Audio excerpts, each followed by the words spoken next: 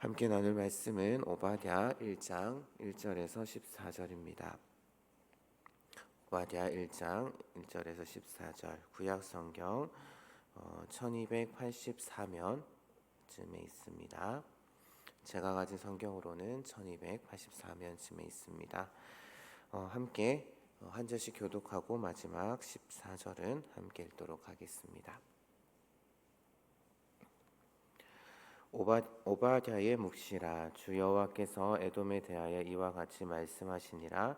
우리가 여호와께로 말미암아 소식을 들었나니 곧 사자가 나라들 가운데에 보내심을 받고 이르기를 너희는 일어날지어다. 우리가 일어나서 그와 싸우자 하는 것이니라.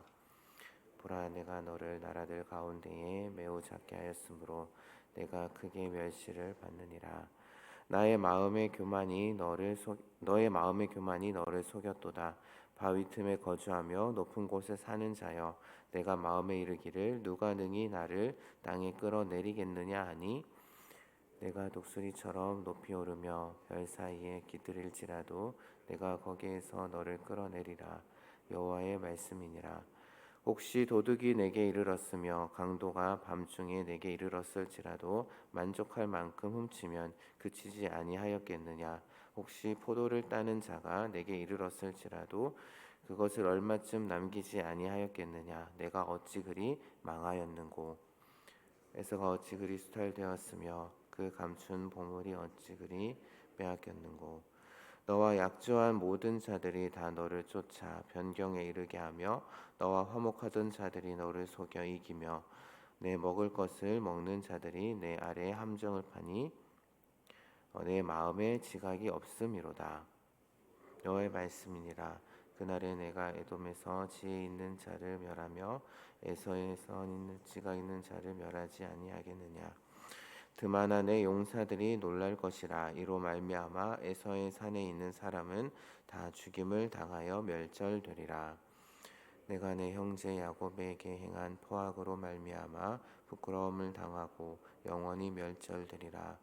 내가 멀리 섰던 날 곧 이방인이 그의 재물을 빼앗아 가며 외국인이 그의 성문에 들어가서 예루살렘을 얻기 위하여 제비 뽑던 날에 너도 그들 중에 한 사람 같았느니라.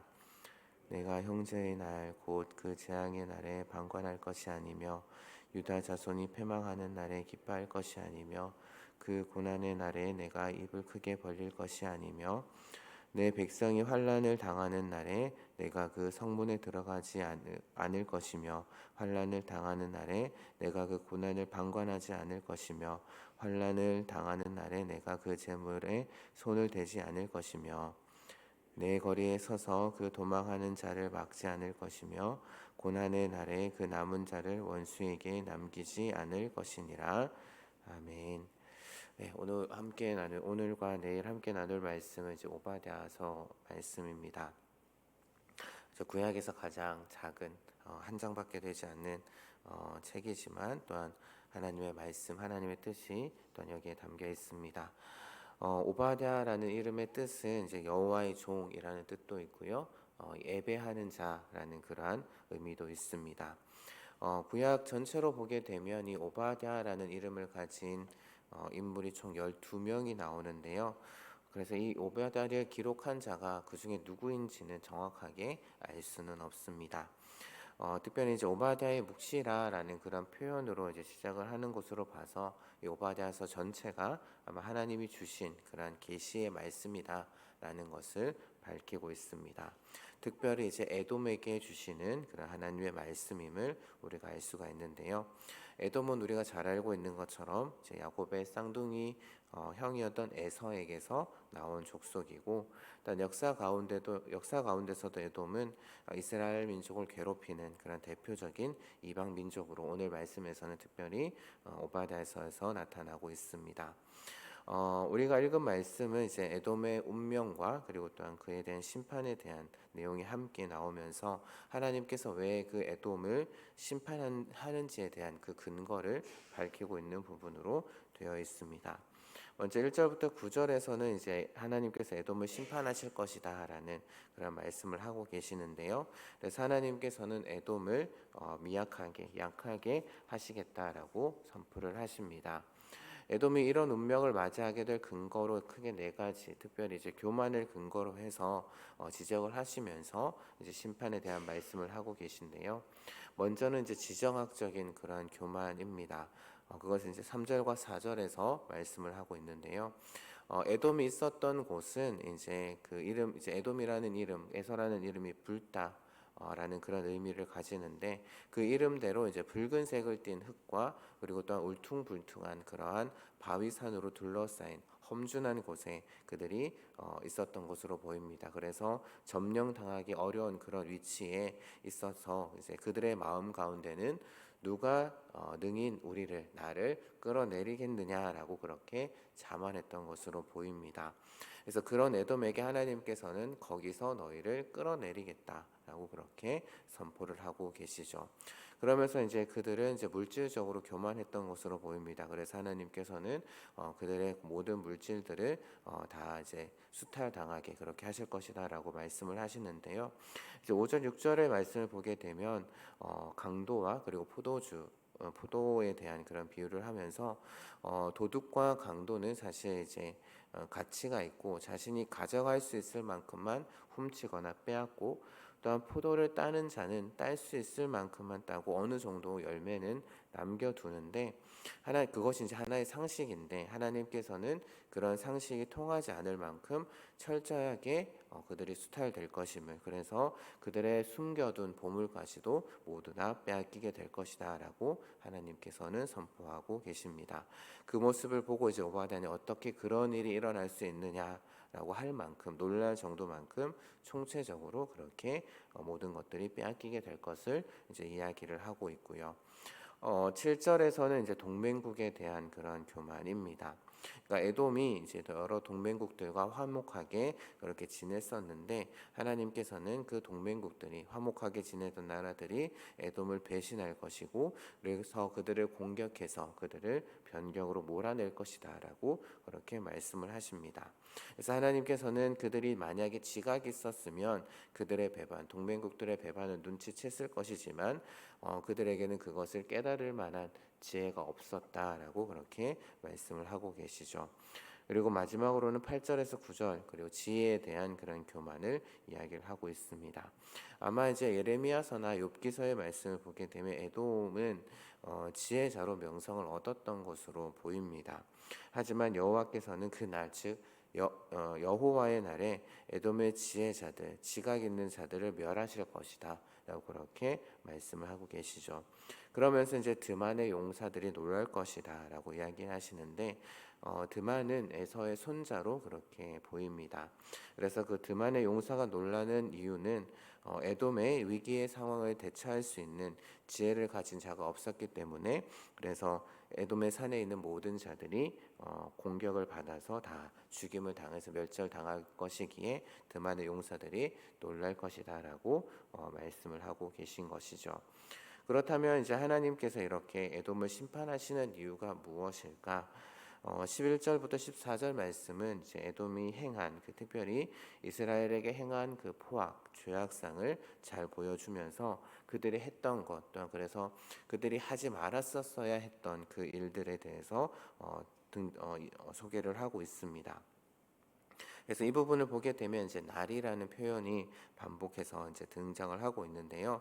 아마도 이 날은 예루살렘이 이제 바벨론에 의해서 멸망당한 아마 주전 586년경에 일어났던 그 사건이 일어난 날로 보입니다. 그래서 그날에 이제 에돔이 한 일은 이웃인 이스라엘이 받는 그 환난에 대해서 방관을 하고 또 형제의 패망과 고난을 기뻐했고 또 이방인들이 예루살렘을 약탈할 때 그들과 함께했고 고난의 날에 사거리에 서서 도망가던 자들을 막고 예루살렘에 있던 자들 남은 자들을 적에게 넘겨준 것 사실 이걸 하나님께서 하지 말았었어야 했던 일인데 너희들이 그렇게 행했다라고 이야기를 하면서 이러한 포악한 행동으로 말미암아 하나님의 백성 포악한 행동을 하나님의 백성들에게 행함으로 인해서 에돔이 하나님의 심판을 받게 될 것이다라고 이렇게 말씀을 하고 있는 것이죠. 우리 주변을 보게 되면 뉴스나 인터넷 기사들을 보게 되면 우리 주변에 참 무정하고 또 비참한 일들이 비일비재하게 일어나고 있습니다. 그것으로 인해서 여러 가지 어려움들을 당하고 있는 그런 가난하고 연약한 자들이 많이 있죠. 또한 교회 안에서도 이렇게 우리가 둘러보게 되면 이렇게 이제 세상 가운데서 힘들고 어려운 일들을 겪고 있는 그러한 형제 자매들이 있는 것을 우리가 볼 수 있습니다. 우리가 이제 사랑에 대해서 많이 이야기를 합니다. 이제 예수님께서도 서로 사랑하라라는 계명을 우리에게 주셨죠. 사랑에 대해서 이제 많은 정의들을 할 수 있을 겁니다. 아마 제가 여러분들에게 사랑이 무엇일까요? 라고 여쭤보게 되면 아마 각자가 가지고 계신 그 사랑에 대한 정의들이 있으실 거라고 생각이 드는데요. 저는 사랑이다라고 한다면 관심이 아닐까라는 생각을 합니다. 그래서 이제 사랑의 반대말은 미움이 아니라 아마 무관심이 아닐까라는 생각을 해보게 되는데요. 오늘 에돔은 이스라엘이 당한 어떻게 보면 형제의 나라인데 이스라엘이 당하는 고난에 무관심했습니다.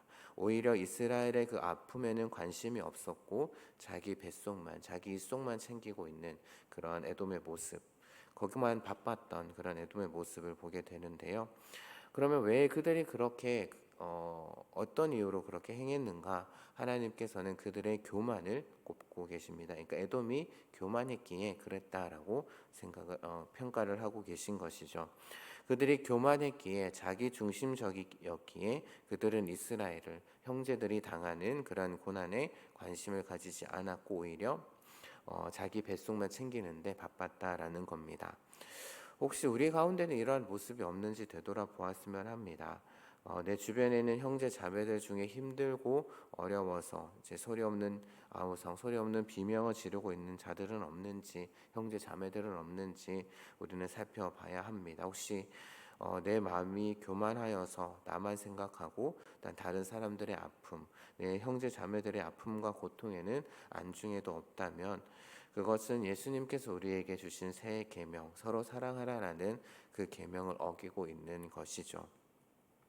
그래서 예수님께서는 제자들에게 너희들 가운데 있는 형제 자매들을 실족하게 하면 연자맷돌을 발에 달고 바다에 빠지는 것이 낫다라는 무서운 말씀을 하셨죠. 여기서 말하고 있는 형제 자매는 교회 공동체 안에 있는 연약한 자들을 이야기를 하고 있습니다. 또한 바울 역시도 우는 자들과 함께 울라라고 그렇게 로마서 말씀에서 권면을 하고 있죠. 우리의 모든 상황 가운데 우리를 공감하셔서 우리의 아픔까지도 공감하셔서 이 땅 가운데 오셨던 그 예수님을 본받아서 물론 우리도 힘듭니다. 내가 힘들고 어렵겠지만 그럼에도 나보다 더 힘들고 더 어려워하고 더 괴로워하고 있는 이웃을 본다면 이웃은 없는지 우리 주변을 살펴보면서 그래서 그들을 위해서 내가 무엇을 할 수 있을지 하나님께 지혜를 구하면서 내가 먼저 그들에게 사랑의 손을 내밀어서 주님의 사랑을 전할 수 있는 여기에 모인 그리고 또한 성은교회 모든 귀한 성도님들 되시기를 주님의 이름으로 축복합니다.